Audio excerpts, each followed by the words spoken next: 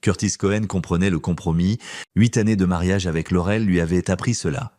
Il avait appris à ignorer les remarques acerbes de sa belle-mère Catherine lors des dîners du dimanche. À faire semblant de ne pas remarquer comment le visage de sa femme se durcissait chaque fois qu'il suggérait de passer Noël avec sa famille à lui. Il avait accepté que son éducation modeste, une mère célibataire, un appartement de 2 chambres à Queens, des bourses qu'il avait fait passer par un collège d'État, seraient toujours un point noir aux yeux de Catherine Kane. Mais il n'avait jamais compromis sur son fils. Ethan, âgé de 6 ans, était la seule chose pure dans la vie de Curtis.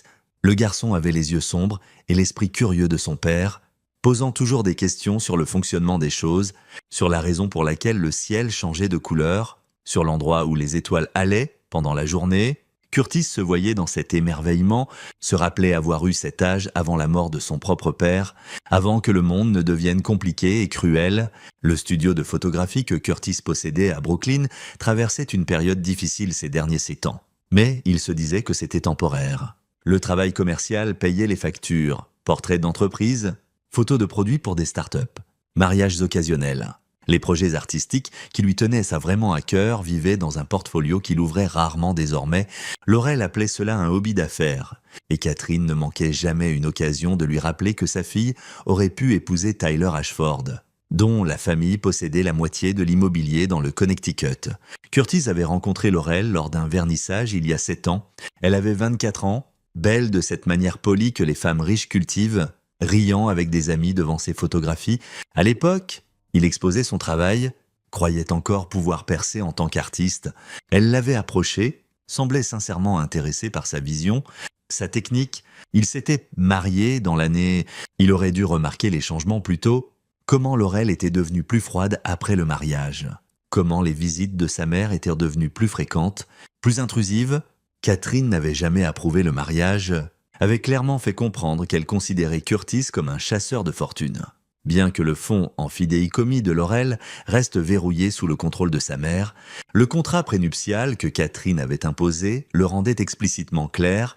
En cas de divorce, Curtis partirait avec rien, pas la maison dans laquelle il vivait, achetée avec l'argent de Catherine, pas la garde d'Ethan, que les avocats de Catherine avaient veillé à ce qu'il reste avec le parent le plus stable. Rien, c'était un mardi, le 14 février, quand le monde de Curtis s'effondra. Il était resté tard au studio, travaillant sur un shooting pour un nouveau restaurant à Williamsburg. Le chef voulait des photos sombres et dramatiques de ses plats, et Curtis avait passé des heures à régler l'éclairage. Son téléphone vibra vers 20h, un message d'Audrey O'Connor, la voisine qui vivait 2 portes plus loin. « Curtis, je ne sais pas ce qui se passe, mais tu dois voir ça. » La vidéo se chargea lentement. La main de Curtis tremblait tandis que l'image se précisait. Ethan, son fils, debout sur le porche en caleçon Spider-Man, pas de chaussures, pas de manteau. L'application météo sur le téléphone de Curtis indiquait 24 degrés précis. Ethan cognait à la porte avec ses petits poings qui devaient être engourdis maintenant. Curtis pouvait voir la buée de son souffle, le voir pleurer, voir comment son petit corps tremblait. Depuis combien de temps était-il dehors? Du mouvement dans la vidéo, le rideau de la fenêtre du salon s'écarta. Le visage de Catherine Kane apparut, son expression se tordit en quelque chose qui ressemblait à de la satisfaction. Elle riait, en fait, et à côté d'elle, regardant les bras croisés, il y avait Laurel. La vision de Curtis blanchit sur les bords, ses mains bougèrent en pilote automatique, composant le 911. Mon fils est enfermé dehors par des températures de négatives au 347 Maple Drive, Ridgewood. Il a 6 ans, pas de manteau, pas de chaussures. Envoyez quelqu'un maintenant. Il donna les détails mécaniquement. Déjà en route vers sa voiture, le studio était à 20 minutes de la maison. Trop long. Ethan pouvait mourir en 20 minutes. Curtis fit défiler ses contacts en courant, trouva un nom qu'il n'avait pas appelé depuis 3 ans, Hector Duke. Ils avaient assez grandi dans le même quartier de Queens, pris des chemins différents après le lycée. Curtis avait choisi l'université et les appareils photo. Hector avait choisi d'autres choses. Curtis, ça fait un bail.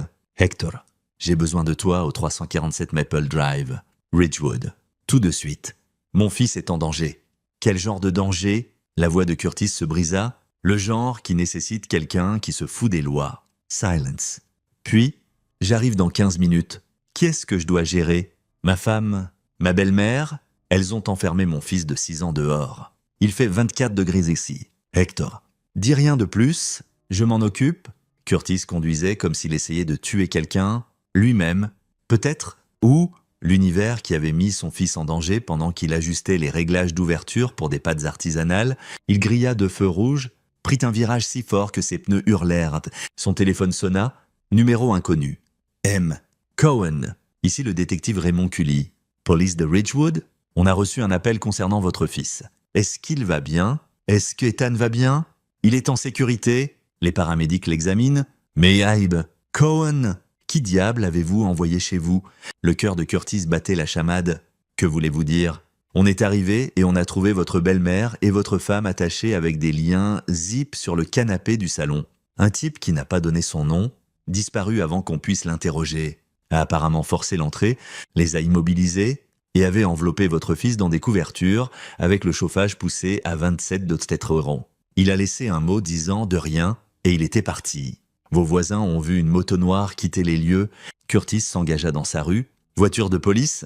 Ambulance. Voisins regroupés sur les pelouses malgré le froid. Il abandonna sa voiture au milieu de la route et courut. Ethan était assis à l'arrière de l'ambulance, enveloppé dans des couvertures thermiques, en larmes. Quand il vit Curtis, il tendit les 2 bras. « Papa !» Curtis attrapa son fils, le serra fort au point qu'Ethan protesta d'un petit cri. « Je te tiens, je te tiens. Tu es en sécurité maintenant ?» La paramédic, une femme nommée Osafina Mueller, d'après son badge, toucha l'épaule de Curtis. « Il va bien? Hypothermie précoce. Mais on l'a réchauffé assez vite. Il s'en sortira. Encore 10 minutes. Par contre, elle ne termina pas sa phrase. Combien de temps est-il resté dehors? D'après sa température corporelle et l'horodatage de la vidéo des voisins, environ 18 minutes. 18 minutes. Curtis regarda sa maison, vit Laurel et Catherine par la fenêtre. Une agente de police coupait les liens zip de leurs poignets. Catherine hurlait quelque chose. Le visage de Laurel était pâle. M. Cohen. Le détective Cully approcha, un homme trapu dans la cinquantaine avec des cheveux gris acier. « On doit vous poser des questions sur ce qui s'est passé ici. » Curtis croisa son regard. « Ma femme et sa mère ont enfermé mon fils dehors en caleçon quand il fait 24 de métier. J'ai appelé le 911. C'est tout ce que je sais. Et l'homme qui a immobilisé les membres de votre famille, je ne sais pas de quoi vous parlez. » Il étudia, puis jeta un œil vers la maison. « Votre femme prétend que votre fils se comportait mal. Elle dit l'avoir envoyé dehors juste 1 minute pour lui donner une leçon et qu'il a dû s'enfermer dehors par accident. » Curtis sentit quelque chose de froid s'installer dans sa poitrine. Plus froid que le vent de février. Ma voisine a une vidéo montrant ma belle-mère le regardant par la fenêtre, en train de rire. On a sécurisé cette vidéo. On enquêtera sur cela comme un possible mise en danger d'enfant. Teddy marqua une pause. My M. Cohen, qui que soit votre ami, il a commis effraction et agression. Il a sauvé la vie de mon fils. Peut-être. Mais si on le trouve, bonne chance pour ça, dit Curtis calmement. Le détective soupira. Emmenez votre fils aux urgences. Faites-le examiner correctement. On reste en contact. Curtis porta Ethan jusqu'à sa voiture, tandis qu'il bouclait son fils sur le siège arrière. Laurel sortit de la maison, Catherine juste derrière elle. Curtis, c'est ridicule. Il n'était dehors que quelques minutes. Curtis se tourna. Ce que Laurel vit sur son visage la fit s'arrêter au milieu de sa phrase. « Ne dis pas, dit-il, ne dis pas un mot de plus. » Catherine s'avança, tout en indignation vertueuse. « Comment oses-tu parler à ma fille comme ça et envoyer un voyou pour nous agresser dans notre propre maison? Votre maison ?» corrigea Curtis. « Peu importe, n'est-ce pas?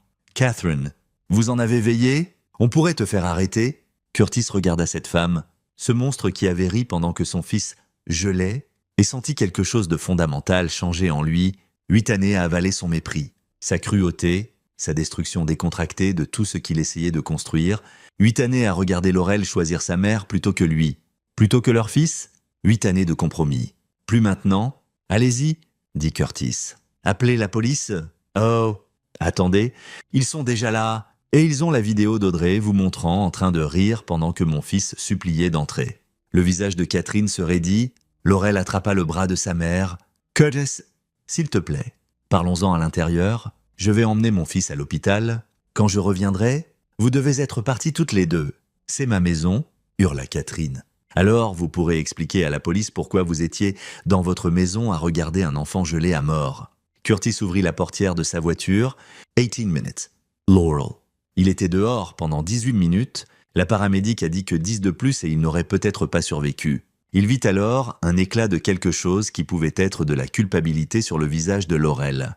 Mais Catherine parlait déjà, le minimisant déjà. Il est dramatique. Le garçon allait bien, c'est une surréaction. Curtis monta en voiture et partit aux urgences. Pendant que les médecins examinaient Ethan, Curtis s'assit dans la salle d'attente et fit une liste. Pas sur papier, il n'était pas assez stupide pour laisser des preuves. Dans sa tête, il catalogua tout ce qu'il savait sur Catherine Kane et sa fille. Catherine contrôlait le fonds en fidéicommis de Laurel, valant environ 8 millions de dollars. Elle contrôlait la maison, les voitures, tout. Elle siégeait au conseil d'administration de 3 œuvres de charité, aimait être vue comme une philanthrope. Prospérait sur sa réputation de matriarche de la société, son mari, le père de Laurel, était mort il y a 10 ans, laissant tout à Catherine avec la stipulation que Laurel recevrait son héritage à 35 ans. Dans 3 ans, à moins que Catherine ne juge Laurel inapte, alors l'argent resterait sous son contrôle indéfiniment. Curtis s'était toujours demandé pourquoi Laurel laissait sa mère dominer tous les aspects de leur vie. Maintenant, il comprenait. Catherine tenait les cordons de la bourse et Laurel était terrifiée d'être coupée. Son téléphone vibra. « Hector, entendu que le petit va bien ?»« Bien ?» Curtis répondit. « Merci, on est quitte maintenant. Ne m'appelle plus sauf si tu es prêt à finir ce qu'on a commencé. » Curtis fixa ce message longtemps. Que signifiait finir? Un médecin sortit, tirant Curtis de ses pensées. « M. Cohen, Ethan va s'en sortir. Pas de dommages permanents? On le garde en observation pour la nuit, mais le pronostic est excellent. » Le soulagement submergea Curtis comme une vague. « Puis-je le voir ?»« Bien sûr. » Ethan était assis dans un lit d'hôpital, paraissant petit et fragile dans une chambre qui sentait l'antiseptique, et la peur. Il regardait des dessins animés à la télé murale, mais ses yeux étaient rougis. « Salut, mon grand. » Curtis s'assit au bord du lit. « Papa, j'avais si froid. Je sais, je suis tellement désolé de ne pas avoir été là. J'ai essayé d'être sage. Grand-mère a dit que j'étais méchant, que je devais réfléchir à ce que j'avais fait, mais je n'avais rien fait. J'ai juste demandé plus de dessert. » Curtis sentit sa mâchoire se crisper. Que s'est-il passé ensuite? Grand-mère s'est vraiment fâchée. Elle a dit que j'étais gâté, que maman me gâtait, que je devais apprendre le respect. Elle a dit à maman de me mettre dehors. Maman a dit... La voix d'Ethan devint très petite. Maman a dit d'accord. Maman avait l'air contrariée. A-t-elle essayé de discuter? Ethan secoua la tête. Elle avait l'air fatiguée. Grand-mère fait tout le parler. Curtis lissa les cheveux de son fils. Tu n'as rien fait de mal? Ethan, tu comprends ça? Rien de ce qui s'est passé ce soir n'est de ta faute. Grand-mère est encore fâchée contre moi. Grand-mère ne s'approchera plus jamais de toi, je te le promets. Curtis le pensait, il ne savait pas encore comment, mais il pensait chaque mot. Il resta avec Ethan jusqu'à ce que le garçon s'endorme, puis sortit dans le couloir pour réfléchir. Son téléphone vibra à nouveau. Une autre vidéo d'Audrey. Curtis, j'ai plus de footage. Ma caméra de sécurité a capturé tout. L'horodatage commence à 19h44. Je pense que tu dois voir ça. Curtis regarda la vidéo 3 fois. 19h44. Catherine et Laurel dans le salon, se disputant sur quelque chose. Catherine pointant vers le plafond, probablement vers la chambre d'Ethan. 19h46. Laurel montant à l'étage. 19h38. Laurel descendant Ethan. Le garçon en pyjama. 19h49. Catherine parlant à Ethan, son visage en colère. Ethan commençant à pleurer. 19h50. Laurel déshabillant Ethan jusqu'à son caleçon pendant que Catherine regardait. 19h51. Catherine ouvrant la porte d'entrée. Ethan reculant, secouant la tête. Et 19h52. Catherine attrapant Ethan par le bras, le traînant vers la porte. 19h53. Ethan poussé dehors, la porte se fermant, la serrure tournant. 19h54 à 20h11. Ethan cognant à la porte, pleurant, essayant la poignée, ses mouvements devenant plus lents, moins coordonnés. Catherine vérifiant périodiquement la fenêtre, souriant. Laurel faisant les 100 pas, regardant son téléphone, regardant la porte, mais ne l'ouvrant jamais. 20h11, une moto noire s'arrêtant. Hector Duke, bien que son visage soit couvert, approchant du Porsche, vérifiant Ethan, l'enveloppant dans ce qui ressemblait à une couverture thermique de sa moto, puis enfonçant la porte d'entrée d'un coup de botte. 20h Hector sortant, mettant Ethan sur sa moto, faisant rugir le moteur près de la maison, probablement pour chauffer la chaleur de la moto, puis portant Ethan à l'intérieur. 20h15, Hector sortant, fermant la porte, parti avant que la première voiture de police n'arrive à 20h17. 18 minutes de cruauté délibérée, tout capturé par la caméra. Curtis envoya la vidéo à son propre téléphone, puis au détective Cully. C'est du système de sécurité de ma voisine. Chronologie complète des événements de ce soir. La réponse arriva en 5 minutes. Bon Dieu, on arrêtera votre femme et votre belle-mère demain matin. Mise en danger d'enfant. Mise en danger imprudente. On aura besoin de vous pour une déclaration. Curtis s'appuya contre le mur de l'hôpital et pensa aux lois, à la justice, à la différence entre les deux. Laurel et Catherine seraient arrêtées. Elles pourraient même être inculpées. Mais Catherine avait de l'argent, engagerait les meilleurs avocats.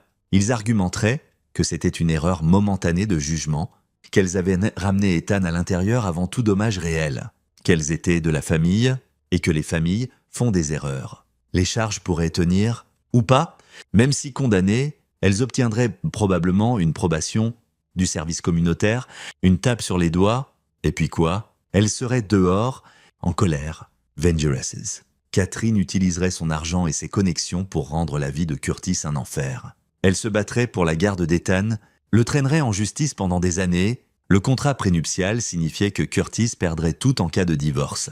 La maison, toute sécurité financière, peut-être même un temps significatif de garde avec son fils. Le système n'était pas conçu pour la justice. Il était conçu pour que des gens comme Catherine gagnent. Curtis pensa au message d'Hector. « Ne m'appelle plus sauf si tu es prêt à finir ce qu'on a commencé. » Il pensa à son fils à 18 minutes de la mort pendant que sa propre mère regardait. Il pensa à 8 années de cruauté de Catherine, à être traité comme s'il n'était pas assez bien, pas digne, pas même pleinement humain à ses yeux, et Curtis Cohen, qui avait toujours cru en faire les choses correctement, qui avait compromis et avalé sa fierté et joué selon les règles, sentit cette partie de lui mourir. Il prit une décision, le système pouvait avoir son tour, laisser la police les arrêter, laisser les avocats poser, laisser les roues de la justice tourner lentement et n'accomplir rien. Mais après ça, Curtis aurait le sien. Il ouvrit ses contacts, fit défiler jusqu'à un nom qu'il avait sauvegardé il y a 3 ans et jamais appelé Lance Conrad, un détective privé qui avait travaillé sur une affaire pour l'avocat de Curtis lors d'un litige contractuel. Lance avait trouvé des choses, des saletés sur des gens, des informations pas exactement obtenues par des canaux légaux. Le téléphone sonna 2 fois. Conrad Investigations. M. Conrad. Je m'appelle Curtis Cohen. J'ai besoin que vous découvriez tout, et je veux dire tout, sur 2 personnes, Catherine Kane et Laurel Cohen. Je veux savoir ce qu'elles ont fait, qui elles ont blessé, d'où vient leur argent, chaque secret qu'elles ont jamais enterré, peu importe le coût, c'est pourquoi. M. Cohen. Curtis regarda par la fenêtre son fils, dormant paisiblement pour la première fois ce soir-là. Préparation, dit-il. Je me prépare pour la guerre. Le lendemain matin, Catherine Kane et Laurel Cohen furent arrêtés à 6 heures. Curtis observa depuis sa voiture, tandis que des policiers les menaient dehors en menottes, Catherine hurlant sur les avocats et les droits. Et comment osait-il? Laurel, silencieuse et pâle, Audrey O'Connor se tenait sur son porche, bras croisés, regardant avec une satisfaction sinistre. Elle croisa le regard de Curtis et hocha la tête une fois. Ils avaient en parlé après que Curtis soit revenu de l'hôpital, Audrey expliquant comment elle sortait ses poubelles quand elle avait entendu Ethan pleurer, comment elle l'avait vu sur le porche, et avait immédiatement commencé à enregistrer. « Je t'ai appelé en premier », avait-elle dit, « parce que je sais comment fonctionne le système. La police prendrait son temps et ce garçon n'avait pas le temps. J'espérais que tu connaissais quelqu'un qui pouvait agir vite. » Curtis l'avait remercié, promis de minimiser son implication. Audrey était divorcée. Vivait seule avec 2 chats, travaillait comme infirmière à Mercy General. Elle avait vu assez de négligence et d'abus dans ses années aux urgences pour reconnaître les prédateurs quand elle envoyait « Des gens comme ta belle-mère », avait dit Audrey. Ils sont habitués à s'en tirer avec tout parce qu'ils ont de l'argent et des connexions. Ils pensent que les règles ne s'appliquent pas à eux. Parfois, quelqu'un doit leur montrer le contraire. Maintenant, regardant Catherine être poussée dans une voiture de police, toujours en train de hurler, Curtis ne ressentit rien, pas de satisfaction, pas de triomphe, juste un calcul froid. Le détective Cully approcha de sa voiture. Curtis baissa la vitre. Elles sont inculpées de mise en danger imprudente d'un enfant et de mise en danger criminelle. Le procureur pourrait ajouter plus après examen des preuves. Vous avez bien fait de porter plainte. Quand puis-je récupérer les affaires de mon fils de la maison? On doit la traiter comme une scène de crime d'abord. Donnez-nous 24 heures. K marqua une pause. M. Cohen. Je fais ce boulot depuis 26 ans. J'ai vu beaucoup de cas d'abus, beaucoup de parents qui blessent leurs enfants. Mais je n'ai jamais vu quelqu'un regarder un enfant qui gèle comme votre belle-mère l'a fait dans cette vidéo. Comme si c'était drôle. C'est un monstre, dit Curtis simplement. Oui, elle l'est. Il tapa sur le toit de la voiture. On reste en contact. Curtis conduisit jusqu'à l'hôpital, récupéra Ethan, qui avait été autorisé à sortir, et l'emmena dans un hôtel. Le Ridgewood Inn n'était pas chic, mais il était propre et chaud et loin du 347 Maple Drive. Ethan était silencieux, s'accrochant à la main de Curtis. En route vers leur chambre, Curtis s'était arrêté chez Target pour acheter à son fils de nouveaux vêtements, des jouets, n'importe quoi pour que ça ressemble moins au traumatisme que c'était. Ethan demanda « Papa, on rentre à la maison ? Pas dans cette maison. Mon grand, on va trouver un nouvel endroit, juste toi et moi, et maman. » Curtis s'assit sur le lit de l'hôtel, attira Ethan sur ses genoux. « Maman a fait de mauvais choix. Elle t'a blessé, et ce n'est pas OK. Elle va devoir répondre de ça. Je ne veux plus jamais voir grand-mère. Tu ne la verras pas, je te le promets. » Curtis tenait ses promesses. Au cours de la semaine suivante, Curtis traversa le monde comme un fantôme. Il engagea un avocat pour le divorce, Ken Hurd. Connu pour être impitoyable et cher, le contrat prénuptial était blindé, mais Ken l'assura qu'il pouvait se battre pour la garde complète, basée sur les accusations de mise en danger. « Avec cette vidéo, aucun juge saint d'esprit ne donnera la garde à votre femme, » dit Ken. « Catherine Ken est toxique comme l'enfer. Et votre femme l'a habilitée ? On peut faire marcher ça ?» Curtis garda aussi son rendez-vous avec Lance Conrad. Le bureau du détective privé était dans un bâtiment banal du bas Manhattan, 3 étages sans ascenseur. Lance lui-même était dans la cinquantaine, chauve avec les yeux fatigués d'un homme qui avait vu trop du côté laid de l'humanité. « J'ai regardé votre situation ?» dit Lance, faisant signe à Curtis de s'asseoir. « Votre femme et votre belle-mère ont fait les nouvelles, cas de mise en danger d'enfant. C'est pourquoi j'ai besoin de votre aide. Vous voulez des saletés sur elle ? Je veux tout. » Lance ouvrit un dossier. « J'ai fait des fouilles préliminaires. Catherine Kane, née Catherine Ashford. Vieille fortune. Famille du Connecticut, mariée à Douglas Kane il y a 35 ans. Il est mort d'une crise cardiaque il y a 10 ans. Lui a tout laissé. Elle siège à des conseils, fait du travail caritatif, très visible dans les cercles sociaux et les choses qui ne sont pas visibles. » Lance sourit. Fin et connaisseur. Maintenant, on parle. Le premier mari de Catherine n'était pas Douglas Kane. Elle s'est mariée à 19 ans à un homme nommé Glenn Quinn. Le mariage a duré 2 ans, c'est terminé quand Quinn a disparu. Jamais retrouvé. Déclaré légalement mort après 7 ans, Catherine a hérité de l'argent de sa famille. Il possédait une entreprise textile. Curtis se pencha en avant. Disparu. Comment ? Accident de bateau, supposément. Ils étaient sur le Long Island Sound. Une tempête est arrivée. Quinn est passé par-dessus bord. Catherine était le seul témoin. Les gardes-côtes ont trouvé le bateau. Jamais trouvé le corps de Quinn. Vous pensez qu'elle l'a tué ? Je pense que c'est pratique. Mais c'était il y a 33 ans. Dur de prouver quoi que ce soit maintenant. Lance tourna une page. Après Quinn. Catherine s'est faite discrète quelques années, puis a épousé Douglas Kane. Il était plus âgé, riche, avait déjà des problèmes cardiaques. Catherine était son infirmière. Jésus, et ça s'améliore. Douglas a changé son testament 3 fois en 10 ans de mariage. Chaque fois, Catherine en obtenait plus. Ses enfants de son premier mariage en obtenaient moins. Au moment de sa mort, Catherine héritait de tout. Ses enfants ont contesté le testament, alléguant influence indue, mais les avocats de Catherine les ont écrasés. Curtis sentit quelque chose de sombre et froid se former dans sa poitrine. Quoi d'autre ? Laurel, votre femme, enfant unique, gâtée pourrie. 3 arrestations à l'adolescence, tous scellés comme dossiers juvéniles, tous payés pour disparaître. Conduite en état d'ivresse à 16 ans. Agression à 17 ans, a battu une autre fille si fort qu'elle a eu besoin de chirurgie reconstructive. Et possession avec intention de distribuer à 18 ans, Catherine a tout fait disparaître. Aggression. La victime était la sœur cadette de Tyler Ashford, Melissa. Tyler était le petit ami de Laurel à l'époque. Melissa a prétendu que Laurel l'avait attaqué par jalousie, pensait que Melissa flirtait avec Tyler. Catherine a payé la famille Ashford 2 millions de dollars pour garder le silence et abandonner les charges. Curtis se rappelait les commentaires de Catherine sur Tyler Ashford. Comment Laurel aurait pu l'épouser ? Que s'est-il passé entre Tyler et Laurel ? Tyler a rompu après l'agression. Sa famille ne voulait plus rien avoir avec les Kane après ça. Tyler a épousé quelqu'un d'autre ? Déménagé en Californie ? J'ai entendu que Catherine ne lui a jamais pardonné d'avoir abandonné Laurel. Curtis se frotta le visage. Il avait épousé une famille de monstres et ne l'avait jamais su. Il y a plus, dit Lance, les œuvres de charité de Catherine.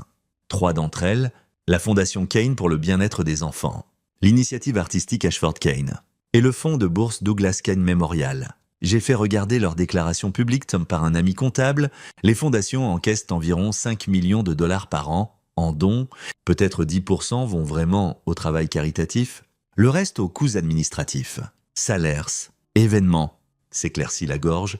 Catherine se paie 400 000 dollars par an comme directrice de l'œuvre pour enfants. C'est légal. Malheureusement, tant qu'une partie de l'argent va à la cause réelle, les organismes sans but lucratif peuvent payer les administrateurs ce qu'ils veulent. C'est une arnaque, mais une arnaque permise. Catherine utilise les fondations pour maintenir son statut social, obtient des déductions fiscales et se paye une fortune pour ne rien faire essentiellement.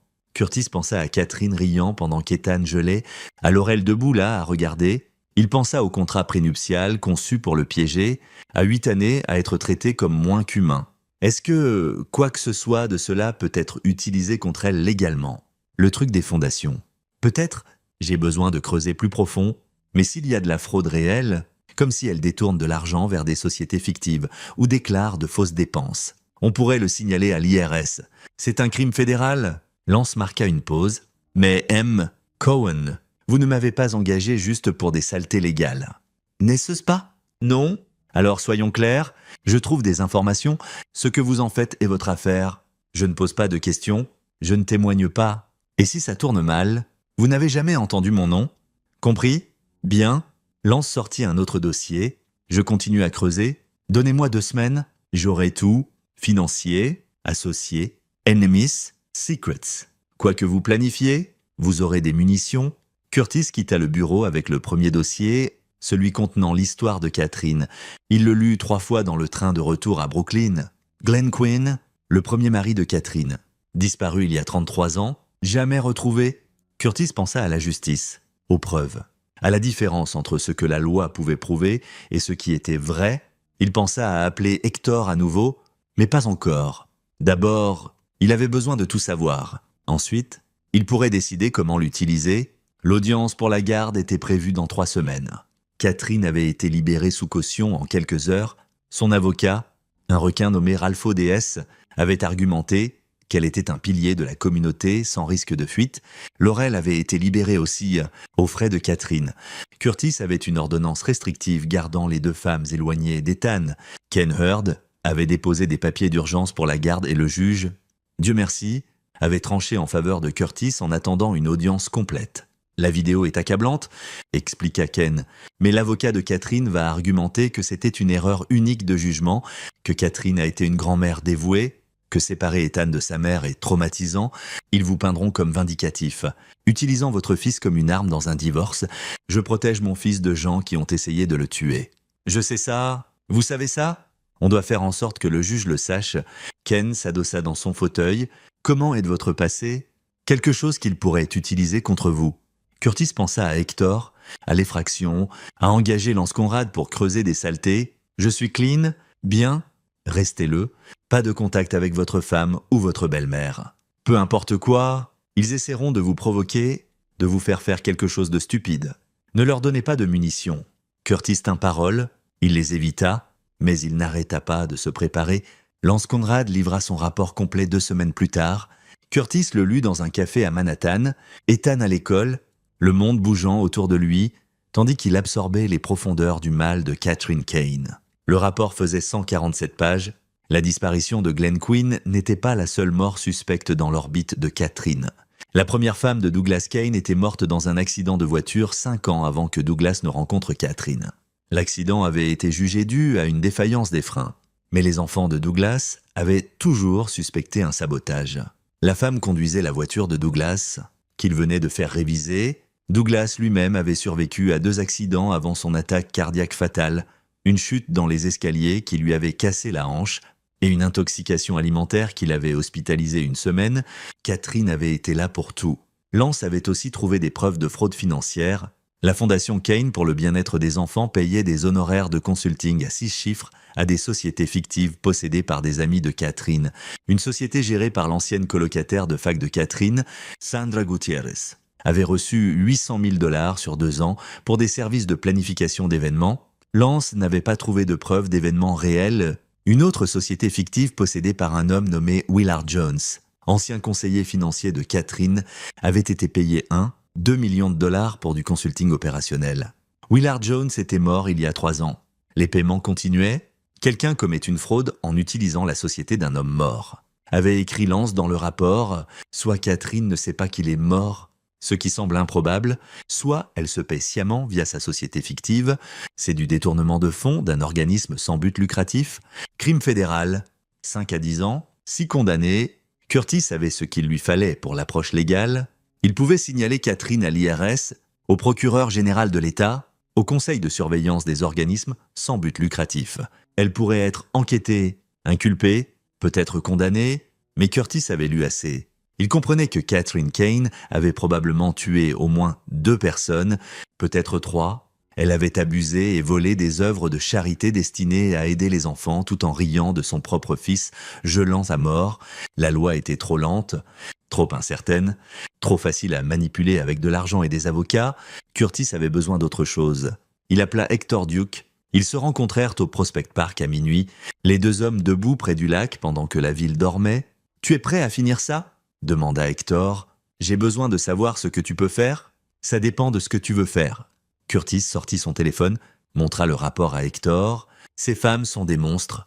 Elles ont tué des gens, volé des œuvres de charité, torturé mon fils. La loi pourrait les toucher, ou pas. J'ai besoin de garanties. » Hector lut le résumé, siffla bas. « Ta belle-mère est une vraie pièce, hein? Peux-tu les faire disparaître ? » ?»« Je peux, mais ce n'est pas ce que tu veux. » Curtis le regarda. « Que veux-tu dire ? Tu veux qu'elles souffrent ? Tu veux qu'elles souffrent comme elles ont fait souffrir ton garçon ? Tu veux une justice qui ressemble à de la justice ?» Hector rendit le téléphone. « Disparaître est trop facile. Elles ont besoin de tomber publiquement, spectaculairement. Elles ont besoin de tout perdre et de savoir qu'elles l'ont perdu. Peux-tu faire ça ? Pas seul. Mais je connais des gens qui peuvent manipuler des enregistrements, planter des preuves, créer des pistes qui mènent exactement où on veut. Tu as le mobile ? Ce rapport montre de la fraude. Peut-être du meurtre. On a juste besoin de s'assurer que les bonnes personnes le trouvent de la bonne façon, au bon moment. Ce n'est pas assez, dit Curtis. Je veux qu'elle ressente ce qu'Ethan a ressenti. Je veux qu'elle soit effrayée, impuissante, suppliantesse, puis je veux qu'elle soit détruite. Hector sourit et ce n'était pas un joli sourire. Maintenant tu parles. Voici ce qu'on fait. Curtis écouta tandis qu'Hector exposait un plan illégal, dangereux et absolument parfait. Ça prendrait 3 semaines à mettre en place, 3 semaines pour rassembler les matériaux, coordonner avec les gens d'Hector, positionner toutes les pièces sur l'échiquier, 3 semaines jusqu'à l'audience de garde où Curtis affronterait Catherine et Laurel au tribunal, 3 semaines jusqu'à ce que Curtis Cohen arrête d'être l'homme qui compromisait et devienne l'homme qui brûlait tout. Une question, dit Hector, tu es sûr de vouloir faire ça ? Une fois commencé, pas de retour en arrière, ce ne sont pas des blagues ou des tactiques d'intimidation. Ce qu'on planifie est criminel. Si ça tourne mal, tu pourrais perdre ton fils, ta liberté, tout. Curtis pensa au petit poing d'Ethan cognant à cette porte, il pensa au rire de Catherine, il pensa à Laurel regardant, ne faisant rien. Je suis sûr, alors donnons à ces monstres ce qu'elles méritent. Les 2 hommes se serrèrent la main et Curtis Cohen franchit une ligne qu'il n'avait jamais pensé franchir. Il ne ressentit aucun regret. L'audience de garde eut lieu un jeudi matin début mars. Curtis arriva avec Kennard, vêtu d'un costume qu'Audrey O'Connor l'avait aidé à choisir. Conservateur, respectable, le costume d'un bon père. Catherine et Laurel étaient assises de l'autre côté de la salle d'audience avec Ralph ODS. Catherine dans une robe de designer qui coûtait probablement plus que le loyer mensuel de Curtis. Laurel paraissant mince et hantée. La juge Emena Peterson présidait, une femme sans fioriture dans la soixantaine connue pour privilégier le bien-être des enfants sur les droits parentaux.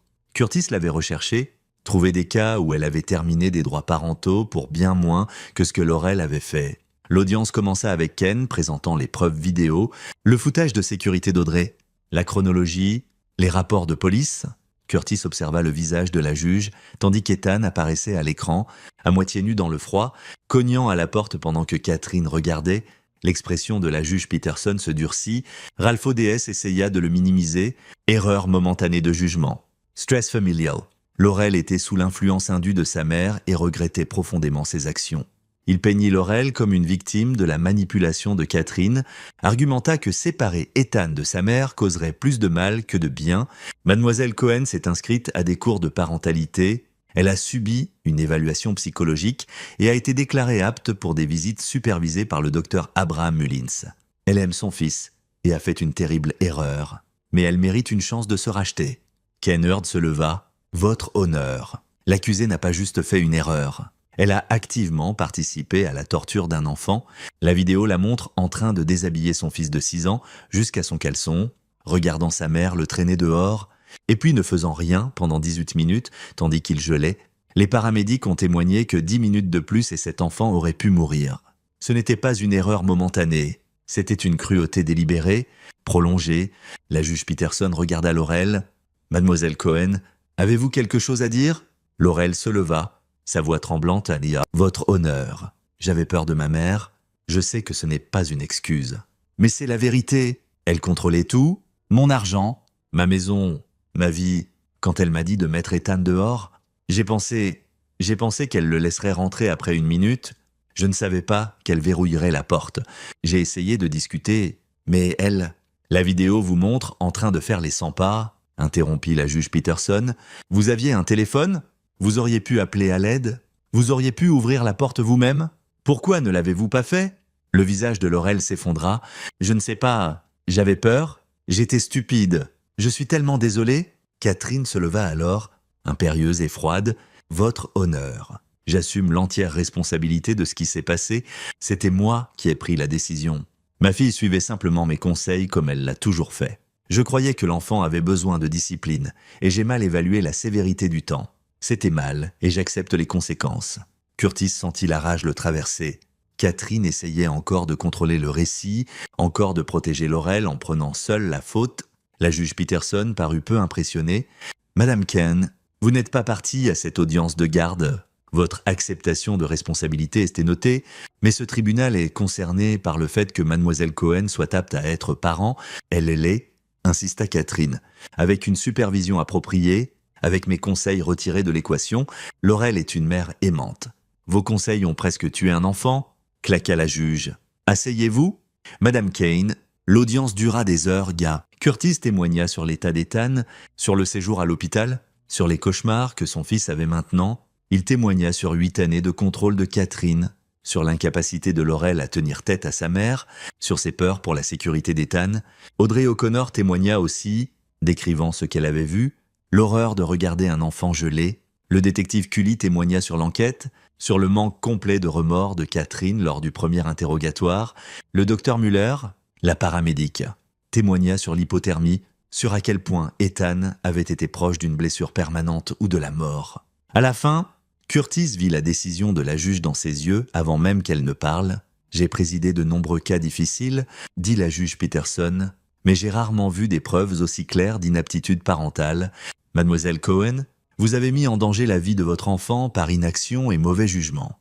Que vous ayez été sous l'influence de votre mère ou non, vous aviez le devoir de protéger votre fils et vous avez échoué de manière catastrophique. » Laurel pleurait. Catherine était assise, impassible. J'accorde à M. Cohen la garde physique et légale complète de l'enfant mineur, Ethan Cohen. Mademoiselle Cohen, vous serez autorisée à des visites supervisées seulement, en attendant l'achèvement d'une thérapie ordonnée par le tribunal et de cours de parentalité. Ces visites seront supervisées par un moniteur nommé par le tribunal, pas par un membre de la famille. Si vous montrez un progrès réel, on pourra revoir l'arrangement dans 6 mois. Ken Hurd serra l'épaule de Curtis. Ils avaient à gagner. De plus, continua la juge, je recommande que le bureau du procureur poursuive des charges criminelles contre mademoiselle Cohen et madame Kane dans toute la mesure de la loi. Ce tribunal trouve des preuves claires et convaincantes de mise en danger d'enfants. Et les 2 femmes devraient faire face à des conséquences criminelles. Catherine se leva. Votre honneur. Je dois objecter. Vous n'avez pas le standing pour objecter. Madame Kane, cette audience est close. Curtis sortit de la salle d'audience avec la garde de son fils assuré et son ex-femme en larmes. Ça aurait dû ressembler à une victoire, ça l'était en partie, Mais Curtis savait que ce n'était que le premier coup. Le vrai jeu allait commencer. Ce soir-là, la phase 1 du plan d'Hector fut lancée. Curtis était à la maison avec Ethan, lui lisant une histoire au coucher quand son téléphone vibra, un message d'un numéro inconnu. C'est fait. Curtis attendit qu'Ethan soit endormi, puis vérifia les nouvelles. Enquête fédérale lancée sur la Fondation Kane pour le bien-être des enfants. L'article détaillait un tuyau anonyme à l'IRS sur des irrégularités financières à l'œuvre phare de Catherine Kane. Des documents avaient fuité montrant des paiements à des sociétés fictives, des fonds manquants, des rapports de dépenses falsifiés. L'IRS avait publié un communiqué. Nous enquêtons sur des allégations de fraude et de détournement. C'est une enquête en cours et nous ne pouvons commenter plus pour l'instant. Curtis sourit. Lance Conrad avait préparé les documents. Les gens d'Hector les avaient fuités aux bons journalistes, aux bons enquêteurs avec assez de preuves pour déclencher une enquête formelle. La réputation parfaite de Catherine Kane commençait à craqueler. Le lendemain matin, le visage de Catherine était aux nouvelles. Des reporters campèrent dehors sa maison, hurlant des questions sur la fraude et les fonds caritatifs manquants. Les autres membres des conseils de ces fondations se distançaient prétendant n'avoir aucune connaissance d'irrégularité financière. Le téléphone de Curtis sonna. Laurel. Il faillit ne pas répondre, mais la curiosité l'emporta. « Curtis, s'il te plaît, tu dois nous aider ?»« Vous aider ?» L'IRS gèle les comptes de maman. Ils enquêtent sur les 3 fondations. Les avocats disent qu'elle pourrait être inculpée de crimes fédéraux. Et les médias, ils détruisent sa réputation. Tout ce qu'elle a construit, ça s'effondre. « Bien, » dit Curtis platement. « Curtis, s'il te plaît, je sais que ce qu'on a fait était mal, mais c'est trop. Elle va tout perdre. Elle mérite de tout perdre. Elle a torturé notre fils. Elle a volé des œuvres de charité destinées à aider les enfants. C'est un monstre, Laurel. C'est ma mère. C'est la raison pour laquelle tu as presque tué Ethan. Silence. » Puis calmement. « Et je sais que je ne peux pas réparer ça. Mais Curtis, s'il te plaît, je te supplie, s'il reste une once de miséricorde en toi, un souvenir de ce qu'on était, aide-nous. » Curtis pensa à la miséricorde. Il pensa au rire de Catherine, aux mains gelées d'Ethan, à 8 années à être traité comme de la merde. « Non !» dit-il. « Tu as fait ton choix quand tu es resté là à regarder. Maintenant, vis avec. » Il raccrocha. Au cours de la semaine suivante, l'enquête s'intensifia. L'IRS trouva plus d'irrégularités. Catherine s'était payée via des sociétés fictives de mort pendant des années. Le détournement total était estimé à plus de 3 millions de dollars. Les procureurs d'État annoncèrent qu'ils déposaient des charges criminelles. Les avocats de Catherine, les meilleurs que l'argent pouvait acheter, ne purent l'arrêter. Les preuves étaient trop claires, trop accablantes, et Curtis observa tout se dérouler, sachant que ce n'était que le début. Hector appela. « Prêt pour la phase 2 ?»« Quelle est la phase 2 ?» Les faire ressentir ce que ton garçon a ressenti, la peur, l'impuissance, le froid. Curtis se rappelait sa promesse à Ethan, « Grand-mère ne s'approchera plus jamais de toi ». Il pensa à la justice, à la proportionnalité, à la ligne entre vengeance et fureur justifiée. « Dis-moi le plan », dit Curtis. Hector le fit. C'était cruel, c'était illégal, c'était parfait. « Fais-le », dit Curtis. Catherine Kane avait vécu dans son manoir à Ridgewood pendant 15 ans. C'était son sanctuaire, sa forteresse, le symbole de sa richesse et de son pouvoir. Un mardi soir fin mars, ça changea. Curtis avait un alibi. Il était à une pièce de théâtre scolaire avec Ethan, des dizaines de témoins, photos horodatées. Il n'était nulle part près de Ridgewood quand ça arriva. L'équipe d'Hector était professionnelle. Ils attendirent que Catherine et Laurel soient toutes deux à la maison, que les lumières s'éteignent, que la maison soit sombre et calme, puis ils coupèrent l'électricité. Catherine se réveilla dans l'obscurité et le silence. Pas de chaleur, pas de lumière, pas de service téléphonique. Ils brouillèrent les signaux cellulaires dans la zone. Elle essaya de partir. Les portes étaient scellées de l'extérieur, renforcées d'une manière ou d'une autre. Les fenêtres ne s'ouvraient pas. Hector avait planifié ça parfaitement. La température dans la maison baisserait lentement, degré par degré, jusqu'à matcher celle qu'Ethan avait vécue, 24 ici. Bien sûr, l'équipe d'Hector avait des sécurités, des caméras cachées pour surveiller Catherine et Laurel, des capteurs médicaux pour s'assurer qu'elles ne meurent pas vraiment. Le plan était de les laisser souffrir exactement 18 minutes à la température la plus froide, puis restaurer la chaleur et les libérer. 18 minutes, juste comme Ethan. Curtis regarda le flux en direct de son téléphone. Ethan endormi à l'étage, inconscient. Catherine et Laurel blottis ensemble dans le noir. enveloppée dans des couvertures. Devenant plus froide, Catherine essaya d'appeler à l'aide. Pas de signal. Elle essaya de casser une fenêtre. Verre renforcé ne se brisait pas. Elle commença à comprendre. La température baissa 10 degrés Celsius. Cardio is the go. Laurel pleurait, suppliant sa mère de faire quelque chose. Catherine, pour la première fois que Curtis l'avait vue, paraissait effrayée. Droit du dessous, zotidari. Petit. Elle tremblait maintenant, dents claquant, peau pâle. La voix d'Hector vint par le téléphone de Curtis. Température atteinte. Début du timer de 18 minutes. Curtis regarda Catherine Kane expérimenter l'impuissance. Il la regarda griffer les portes, hurler à l'aide, qui ne viendrait pas, s'enrouler autour de sa fille, essayant de conserver la chaleur. Il la regarda se briser. À la minute 15, Catherine sanglotait, suppliant Dieu pour la miséricorde. À la minute 18, la chaleur se ralluma, les portes se déverrouillèrent, le signal cellulaire revint. L'équipe d'Hector était partie avant que Catherine ne puisse même se lever. La police arriva 1 heure plus tard, répondant à l'appel frénétique de Catherine sur une invasion domiciliaire, enlèvement et tentative de meurtre. Mais il n'y avait pas de preuves, pas de signe d'entrée forcée, pas d'empreinte, pas d'ADN. Les caméras de sécurité avaient mystérieusement dysfonctionné pendant le cadre temporel exact.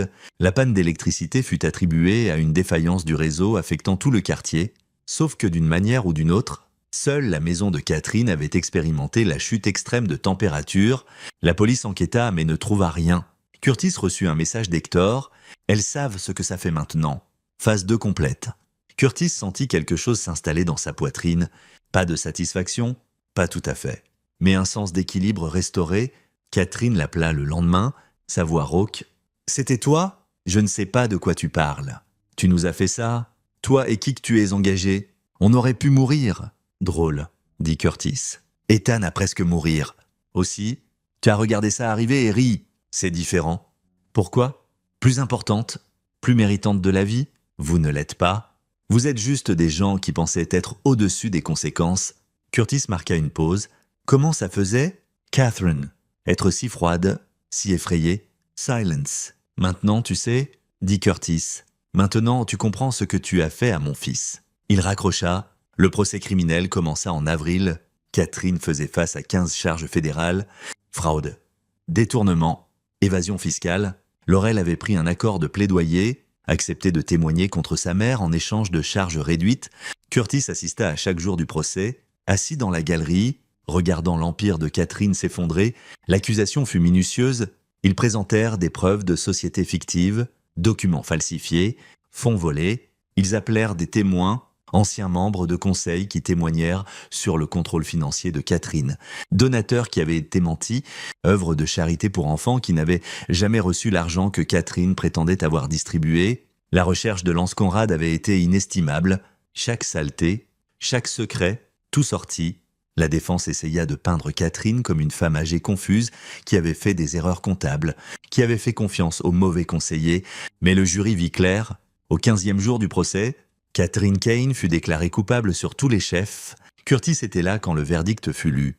Il regarda le visage de Catherine blanchir, la regarda s'effondrer dans son fauteuil. La sentence était fixée pour 2 mois plus tard. Entre-temps, Catherine perdit tout. Ses actifs furent gelés, sa maison saisie, ses fondations dissoutes. Les conseils, où elle siégeait depuis des décennies, demandèrent sa démission. Les amis de la société qui avaient autrefois courtisé sa faveur traversaient maintenant la rue pour l'éviter. Laurel, dans le cadre de son accord de plaidoyer, dut témoigner sur les crimes de sa mère. Elle admit savoir pour la fraude, avoir aidé à la couvrir, avoir été complice des schémas de Catherine. Mère et fille se tournèrent complètement l'une contre l'autre. Curtis reçut des rapports de visite supervisés sur le temps de Laurel avec Ethan.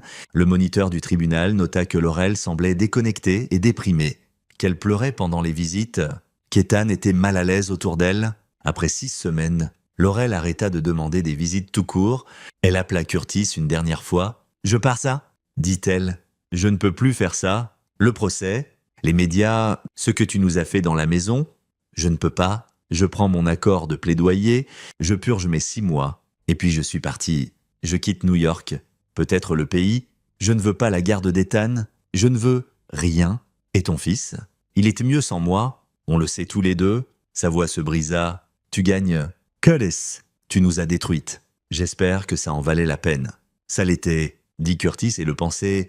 Laurel raccrocha. Curtis n'entendit plus jamais parler d'elle. La sentence de Catherine arriva en juin. Curtis amena Ethan à l'école, puis conduisit au tribunal seul.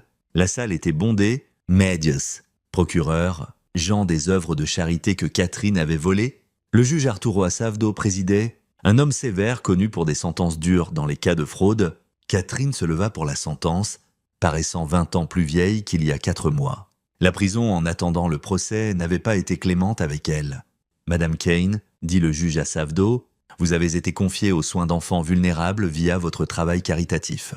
Au lieu de les aider, vous leur avez volé. Vous avez fraudé des donateurs, détourné des millions et vécu une vie de luxe bâtie sur des mensonges.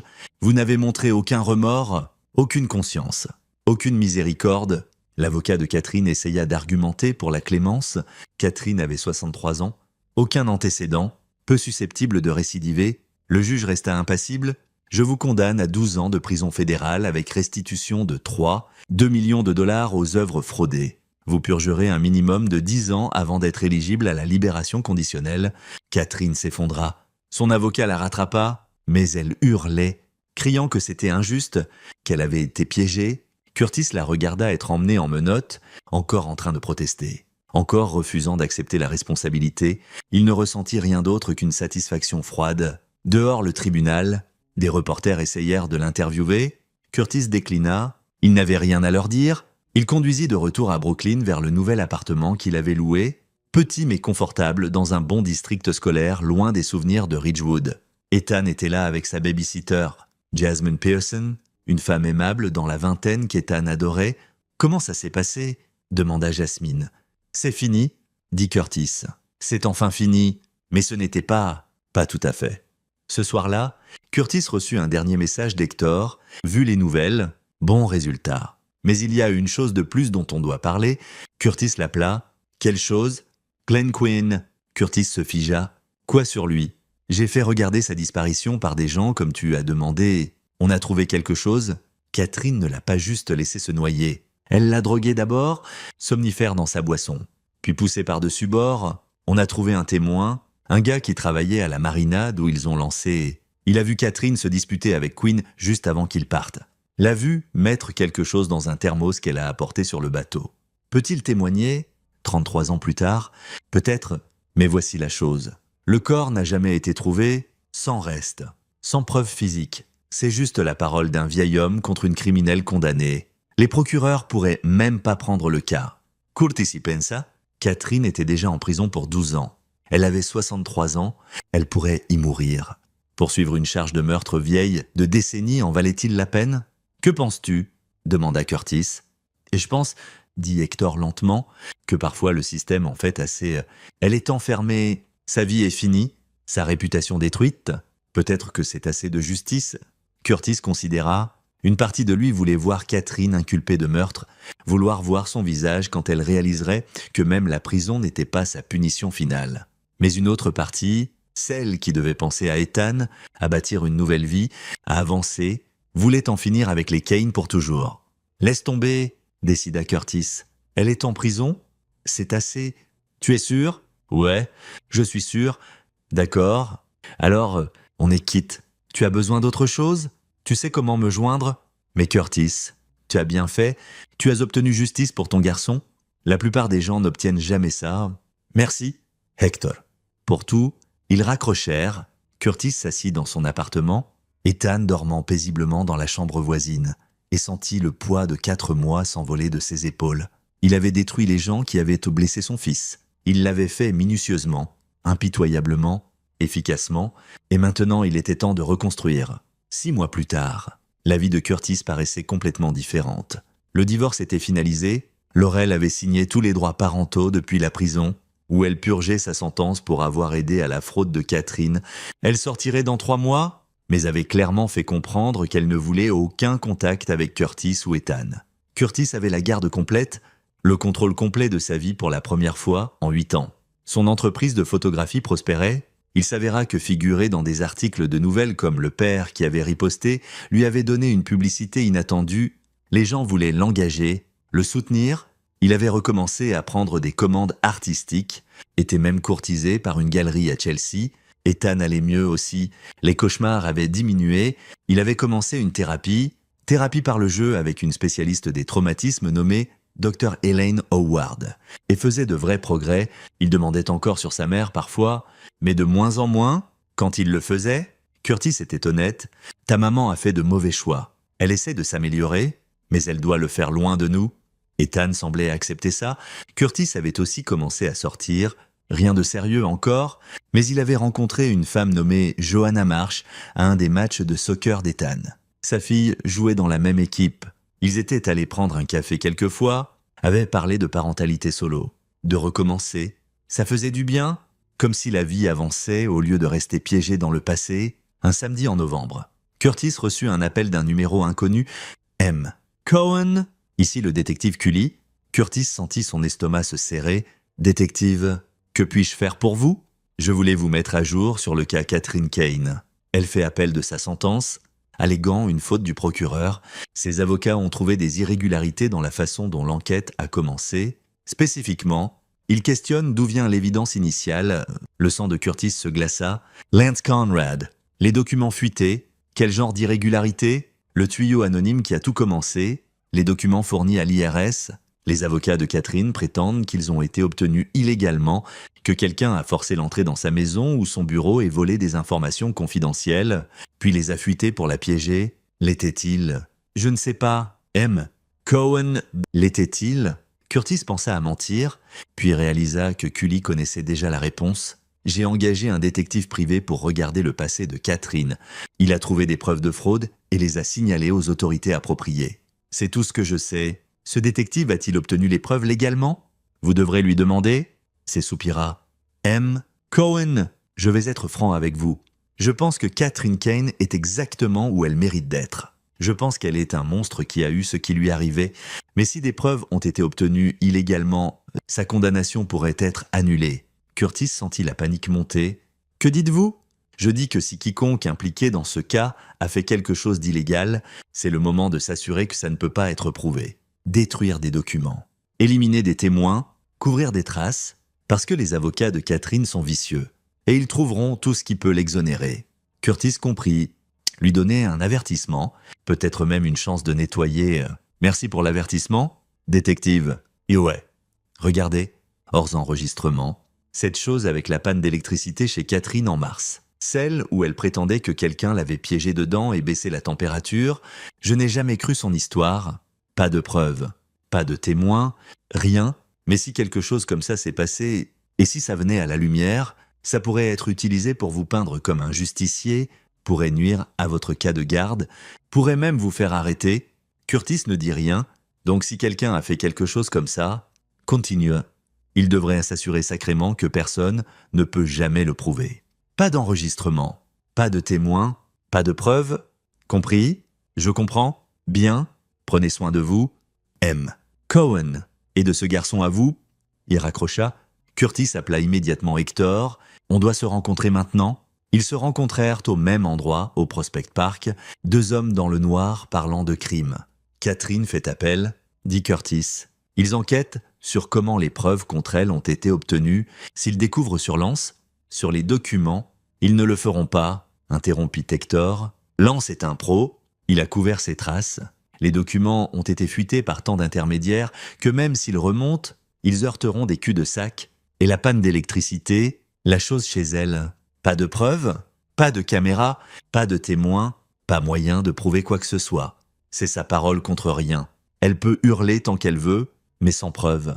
Elle est juste une folle faisant des accusations. Curtis sentit sa respiration ralentir. « Tu es sûr? »« Je suis sûr. Mais Curtis, c'est un rappel. Ce qu'on a fait, c'était risqué. On s'en est tiré parce qu'on était prudent. Mais tu dois en finir maintenant. Plus de vengeance, plus de schéma. Catherine est en prison. Laurel est hors de ta vie. Tu as ton fils? Pars pendant que tu es en avance. » Curtis savait qu'Hector avait raison. Il avait poussé sa chance assez loin. « Je suis fini, » dit Curtis. « Plus rien? Bien ?» Hector tapa son épaule. « Tu es un bonhomme qui a fait de mauvaises choses pour les bonnes raisons. Ne laisse pas ça te consumer. » Ils se séparèrent et Curtis rentra chez lui auprès de son fils. Le processus d'appel traîna pendant des mois. Les avocats de Catherine déposèrent motion après motion, essayant de faire rejeter des preuves, de discréditer des témoins. Ils échouèrent. En marche, un an après que Curtis ait regardé son fils presque mourir. La cour d'appel confirma la condamnation de Catherine. Les preuves furent jugées admissibles, l'enquête solide. Catherine Kane purgerait 12 ans. Curtis reçut la nouvelle en allant chercher Ethan à l'école. Il s'assit dans sa voiture et ressentit quelque chose qu'il n'avait pas ressenti depuis longtemps. La paix. C'était fini? Vraiment? Vraiment fini. Ce soir-là, il emmena Ethan manger une pizza. Ils s'assirent dans une cabine à leur endroit préféré, Ethan bavardant sur sa journée, sur le projet scientifique sur lequel il travaillait, sur le nouveau ami qu'il s'était fait. Curtis regarda son fils sourire et réalisa que c'était la victoire, pas le drame judiciaire, pas la vengeance, pas l'emprisonnement de Catherine. Ça, son fils, heureux et en sécurité et aimé, papa. Ethan le regarda curieusement. « Tu vas bien ?» Curtis sourit. « Ouais. » « Mon grand gars, je vais super bien. Tu as l'air bizarre, comme si tu allais pleurer. Des larmes heureuses, dit Curtis. Juste en pensant à la chance que j'ai de t'avoir. » Ethan leva les yeux au ciel comme seul un enfant de 7 ans peut le faire. « Tu es mou ? J'ai le droit, je suis ton papa. » Ils finirent leur pizza, rentrèrent à la maison, et Curtis lut à Ethan 3 chapitres de son livre préféré actuel avant le coucher. Tandis qu'il quittait la chambre, Ethan appela « Papa ». Je suis content que ce soit juste nous, toi et moi. Curtis se tourna. Moi aussi. Petit, moi aussi. Il ferma la porte et resta dans le couloir, sentant le poids de l'année passée se transformer en souvenir. Il avait fait des choses terribles, illégales, des choses qui auraient pu le détruire si découvertes. Mais il les referait toutes pour protéger son fils. Curtis Cohen avait appris que le compromis avait des limites, que certaines personnes méritent la destruction, pas la miséricorde, que le système n'était pas toujours suffisant et que parfois il fallait prendre la justice en main propre. Il avait appris qu'il était capable de cruauté quand la cruauté était appelée et qu'il pouvait vivre avec ça. Curtis marcha jusqu'à sa chambre, regarda par la fenêtre le skyline de Brooklyn et pensa à l'avenir. Plus de regard en arrière, plus de rumination sur Catherine et Laurel. Et ce qu'elles avaient fait, en avant, seulement en avant. Il avait un fils à élever, une entreprise à faire grandir, une vie à bâtir. Et pour la première fois en 8 ans, cette vie était entièrement la sienne. Curtis sourit, éteignit la lumière et alla se coucher. Le monstre dans sa vie était en cage. La guerre était gagnée et Curtis Cohen, père, photographe et survivant, pouvait enfin se reposer. C'est ici que notre histoire se termine. Partagez vos pensées dans la section des commentaires. Merci pour votre temps. Si vous avez aimé cette histoire, abonnez-vous à cette chaîne. Cliquez sur la vidéo que vous voyez à l'écran et je vous verrai